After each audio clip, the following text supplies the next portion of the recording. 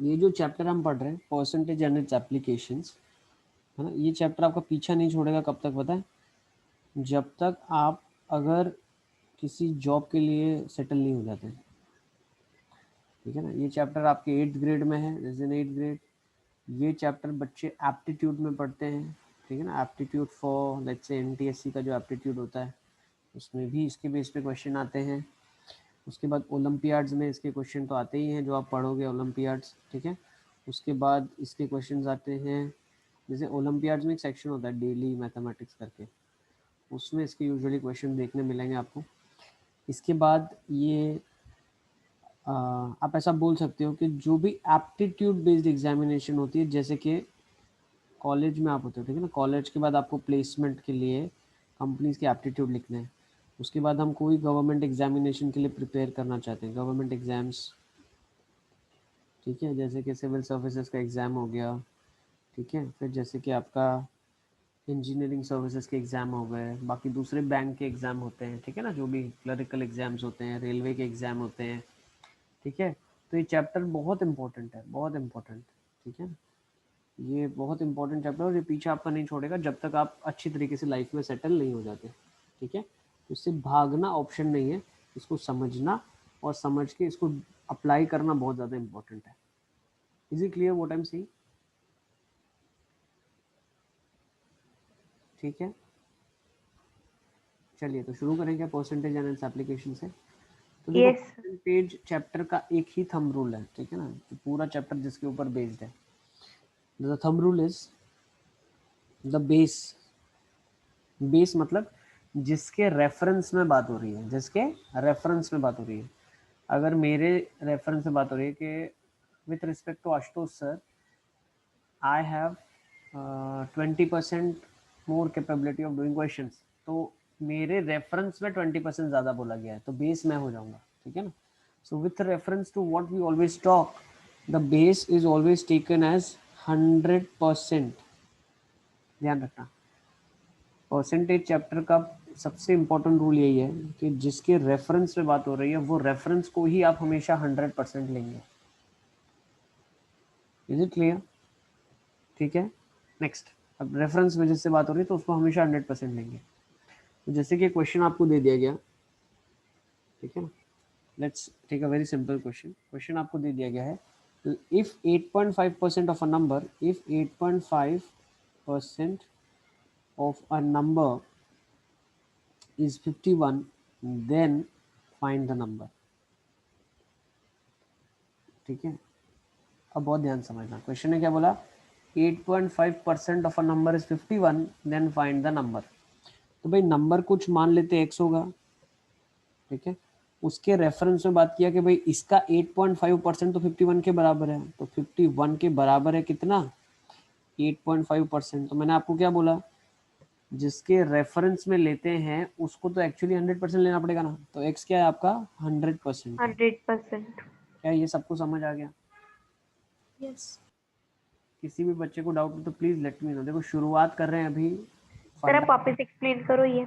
देखो फिर से मैं समझा रहा हूँ, इसने क्या बोला है यहाँ पे, इसने ये बोला है 8.5% ऑफ अ नंबर, किसी नंबर का 8.5%, तो किसी नंबर के रेफरेंस में बात हो रही है तो वो नंबर को हम एक्स ले लेते हैं। यस अब उसका 8.5%, इसका 8.5% कितना, 51 है, तो वो 51 है कितना, 8.5%, तो ओरिजिनल नंबर तो 100% रहा होगा, यस सर। ठीक है। तो यहाँ तक क्लियर है।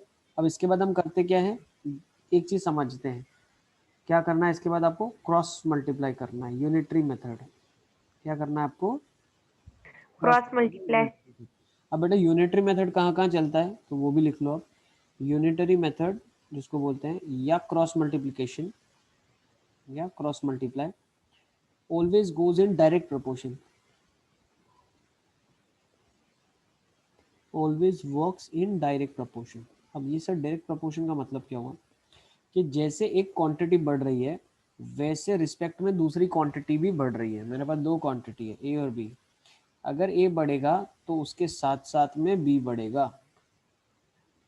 Is it clear? तब हम उसको डायरेक्ट प्रोपोर्शन बोलते हैं और उसमें हम यूनिटरी मेथड लगा सकते हैं। तो अब मुझे एक चीज बताओ, अगर वैल्यू बढ़ती तो डेफिनेटली परसेंटेज में भी वैल्यू बढ़ जाती है ना, यस और नो। भाई अगर मेरा 50% मार्क्स है, मतलब मेरे मार्क्स की क्वांटिटी 60 मार्क्स है, 50 मार्क्स है आउट ऑफ 100, तो अगर मैं बोलता हूँ लेट्स से 200 मार्क्स का मेरा टोटल पेपर है, मेरे 200 मार्क्स का टोटल पेपर है, मेरे आए हैं 50%, तो मेरे कितने मार्क्स आए होंगे 100। मैं यस बोलता हूँ सर। मेरे 10% ही मार्क्स आए सिर्फ, तो कितने मार्क्स आए 20 मार्क्स आए। तो यस मुझे सर। पता है कि जैसे मेरा परसेंटेज ज़्यादा होगा वैसे डेफिनेटली मेरा स्कोरिंग ऑफ द मार्क्स भी ज़्यादा होगा, ठीक है। तो इस केसेस में हम लोग क्या बोल रहे हैं, what we are saying is कि डायरेक्ट वेरिएशन है, मतलब जैसे मार्क्स बढ़ेगा मार्क्स का परसेंटेज बढ़ेगा, या जैसे मार्क्स का परसेंटेज बढ़ेगा वैसे आपका मार्क्स भी बढ़ेगा। Is it clear? तो डायरेक्ट यस। वेरिएशन भी होता है तो आप क्रॉस मल्टीप्लाई कर सकते हो, ठीक है ना। तो अब हम क्या करेंगे, इस क्वेश्चन के अंदर क्रॉस मल्टीप्लाई करेंगे। So how will you get 8.5 into x is equal to 100 into 51। Is it clear? Yes sir. 8.5 को क्या लिख सकते हो आप, 17/2 into x is equal to 100 into 51। तो 17 वन ज़ा 17 थ्री ज़ा, तो एक्स कितना आ जाएगा 600। 600। Is it clear? यस। सारे बच्चों को समझ आ गया क्या बताना चाह रहा हूँ मैं, ठीक है। कोई फॉर्मूला नहीं लगाया हमने, this is pure understanding that we have developed for the question. Okay, let's take down one more question. देखो क्या ये अंडरस्टैंडिंग से हम आगे क्वेश्चंस कर पाते हैं, let's see. The difference between increasing a number by, लिखो, the difference between increasing a number by 8% and decreasing, the difference between increasing a number by 8% and decreasing it by 7% is 75। what is the number?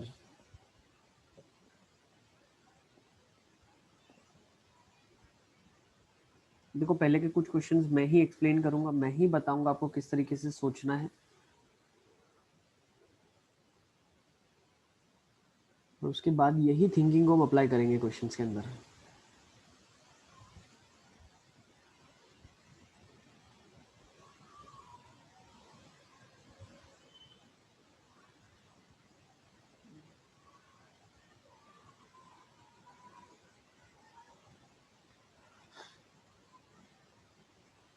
चलिए let's see कैसे करेंगे इस question को। Question क्या बोल रहा है, difference between increasing a number by 8% and decreasing by 7%। किसी नंबर को 8% से बढ़ाया आपने, तो 8% से बढ़ाया तो पहले क्या रहा होगा नंबर, पहले एक्स नंबर था, उसको मैंने क्या ले लिया 100% ले लिया। मैंने बताया आपको बेस लेना है हमेशा 100% के बराबर। अब उसने क्या बोला कि नंबर इज इंक्रीज बाय 8%, तो अगर 8% से बढ़ गया तो अभी कितना हो जाएगा 108% हो जाएगा ना, ठीक है। Yes sir. अब नई वैल्यू क्या होगी हमें नहीं पता, वो तो हमें निकालनी पड़ेगी, ओके वो हम निकाल लेंगे। अब उसने क्या बोला कि अगर वैल्यू 7% से घट जाती है तो क्या आप इसके बाद घटाओगे क्या, नहीं इसके बाद नहीं घटाएंगे, नंबर ही 7% से घट रहा है, तो नंबर पहले क्या था 100 था ना, तो 7 से जब ये घटेगा तो कितना आ जाएगा 93%। बहुत ध्यान समझना, बच्चे यही मिस्टेक करते हैं, 108 का फिर 101 करते हैं, गलत। Difference between increasing a number by 8% and decreasing it, मतलब उसी को घटाने पे 7% पे क्या आएगी वैल्यू, ठीक है ना। तो अब अगर ये वैल्यू की मैं बात करता हूँ तो इसको क्रॉस मल्टीप्लाई करके निकाल सकता हूँ। So what is this value, let's say ये v1 वैल्यू है और ये v2 वैल्यू है। तो अगर मुझे v1 निकालनी है तो मैं कैसे निकाल सकता हूँ, x into 108 is equals to 100 into v1। So v1 is 108 upon 100x। Is it clear? Yes. Next अब मैं क्या करता हूँ, मैं v2 निकालता हूँ, क्योंकि इसने क्या दिया पता है आपको क्वेश्चन में, इसने बोला है कि जो वैल्यू बढ़ाने और घटाने के बाद का जो डिफरेंस आएगा वो 75 होगा। मतलब आपने वैल्यूज एक बार बढ़ा दी फिर वैल्यू आपने घटा दी, उनका जब डिफरेंस किया तो वो 75 के बराबर आ रहा है। तो आप बताइए नंबर क्या रहा होगा, तो एक्स नंबर था। अब अगर मैं इन दोनों को साइमल्टेनियसली सॉल्व करता हूँ, if I take these two simultaneously, इन दोनों को v2 और 93, x और 100, ये क्या बन जाएगा मेरे पास 100 into V two is equal to X into 93। तो यहाँ पे से V2 कितना आ जाएगा 93/100x। क्या ये क्लियर है सबको? Yes, sir. अब उसने क्या बोला, ये V1 वैल्यू है, वो है जो 8% बढ़ाने के बाद आई है, और V2 वो वैल्यू है जो 7% घटाने के बाद आई है। अब इसने क्या बोला, डिफरेंस बिटवीन द वैल्यूज, मतलब V1 माइनस V2 कितना दिया हुआ है आपके पास, 75 दिया है। 75. मतलब यहाँ से मैं बोल सकता हूँ 108/100 times x minus 93/100 times x is equal to 75। ये कितना आ जाएगा, 15/100 times x is equal to 75। 15 one जा 5 जा, तो x कितना आ जाएगा 500। 500. क्या सबको क्लियर है? Yes, sir. क्या मेथड क्लियर है? Yes, sir. सब बच्चों को समझ आ रहा है ना, जितने बच्चे अवेलेबल हैं अभी हमारे साथ साथ? उत्कर्ष,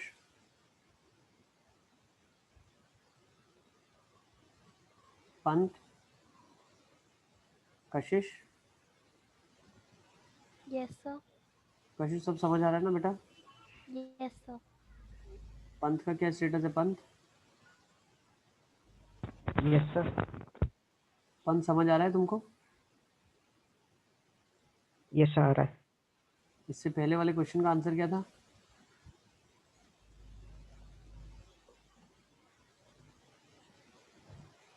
इससे पहले वाले क्वेश्चन का आंसर क्या था?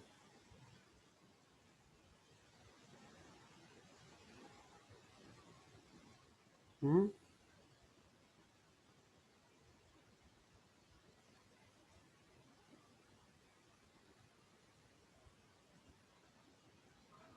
सर वो भूल गया।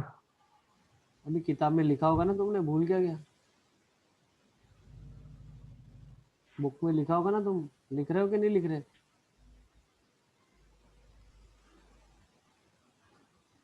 हाँ,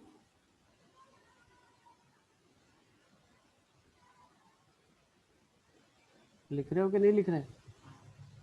सर नेटवर्क इश्यू हो गया था सर, नहीं लिखा वो। तुमने बोला क्यों नहीं कुछ? तुमसे सर पूछता हूँ रिकॉर्डिंग में से देख लूंगा ऐसे करके। तो तुम बताओ तो सही, सर नेटवर्क का इशू हो रहा है या कुछ मुझे प्रॉब्लम हो रहा है, पता कैसे चलेगा हमको? सर वो मैं रात को रिकॉर्डिंग देखता हूँ। मुझे नोट्स की फोटो भेजना तुम, ठीक है? Yes sir. उसके बाद उत्कर्ष,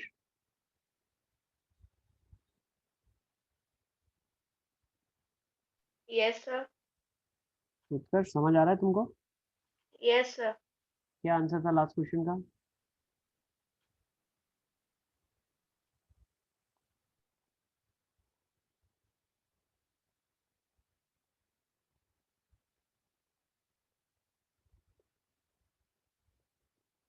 क्या आंसर था? सर मतलब ये जो आप x इज इक्वल टू 500 वाला क्वेश्चन सर। इससे पहले वाले क्वेश्चन का आंसर क्या था? Sir 1 minute. हम्म,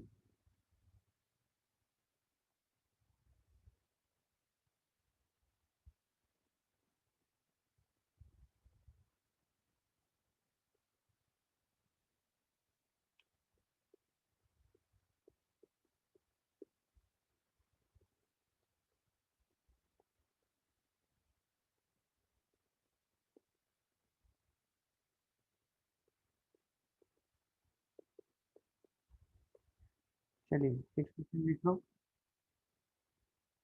ठीक है? ये क्वेश्चन लिखो जब तक, लेट्स सी कैसे करेंगे इसको।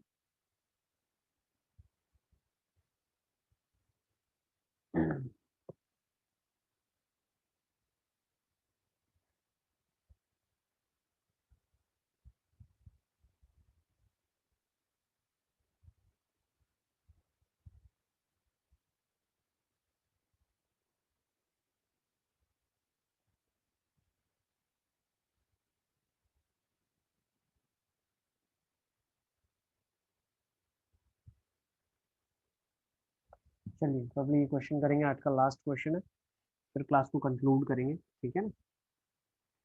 लेट्स सी क्या लिखा है इसमें। Rani's weight is 25% that of Nina's weight and 40% that of Tara's weight. What percentage of Tara's weight is Nina's weight? ठीक है ना? तो देखो ऐसे क्वेश्चन आते हैं, अब कॉन्सेप्चुअली जब तक हमको Sir, क्लैरिटी one thing. कितना रहा है,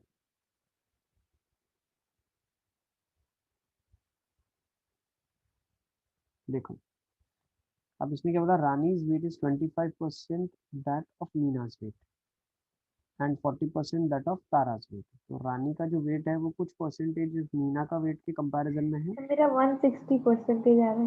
परफेक्ट, सही है, बिल्कुल सही आ रहा है। ठीक है, तो लेट्स सी कैसे करेंगे इसको। चलिए, Rani's weight is 25% that of Meena's wait.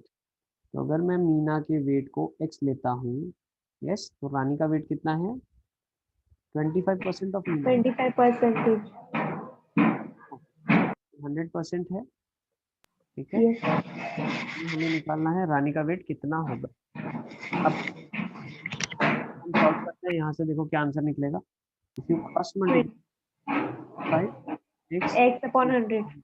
Into this Rani का वेट, तो रानी का वेट आ जाएगा 25/100 इंटू एक्स। अब देखो जो ये स्टेप है 25/100 इंटू एक्स, ये रानी का वेट आ गया एक्स के टर्म्स में। ठीक है, अब इस क्वेश्चन के बाद हम इस स्टेटमेंट को भी इतना सॉल्व नहीं करेंगे, क्योंकि हमें ये चीज पता चल गई। क्या पता चली, Rani's weight is 25% that of Meena's weight. Rani's weight is 25% of that of Meena's weight. तो इसका मतलब क्या है, रानी का जो वेट है वो 25% ऑफ मीना। तो लिखा कैसे गया देखो, रानीज वेट इज 25%, मतलब 25 आउट ऑफ 100 एक्स।